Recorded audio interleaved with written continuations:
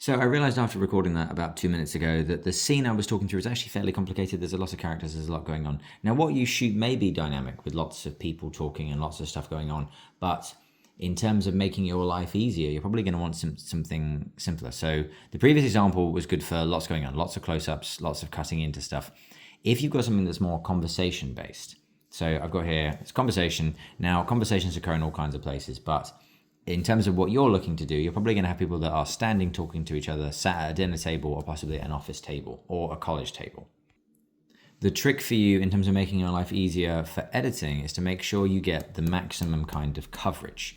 Now, if let's use the example of a dinner table. I'm going to send you something that's recorded like this professionally, something from a film called American Beauty. So let's say you've got a table and it is a long table. You've got three people, one person there, one person there, one person there.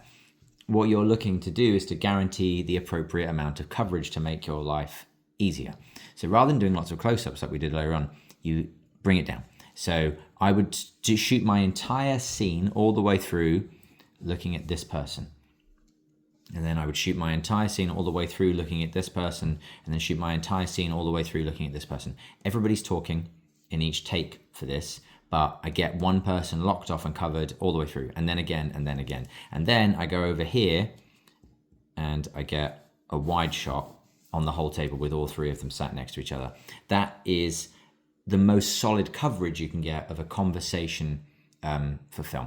Now, depending on how people are stood, if people are stood in groups, your coverage might include a wide, like I've got here, tight, some people talking, and then you might have something like a mid-2 shot or a mid-3 shot to group people off separately, depending on their allegiances or depending on whatever conflict may be occurring within that group. But with me talking earlier on, giving all those examples of lots of cut-ins for single lines, if you've got something that's occurring over a longer period of time with people talking to each other, and that conversation might last for a page or 2 pages, this is how you would cover it. In terms of adding extra content to this kind of shoot, generally you might also want an establishing shot, so a big wide set up over here, big wide of the whole room. You could get cut-ins, like tight shots on food, knives and forks at table, close-up. So if you get some you could get some POV stuff if you wanted. You could shoot it more you can shoot it traditionally with some over-the-shoulder content, rather than just having square-on shots. There are lots of ways to reach your minimum shot type, but in terms of guaranteeing you have that scene covered in its most sort of basic way, I've got everything I need for an edit, and I know I'm just relying on performance.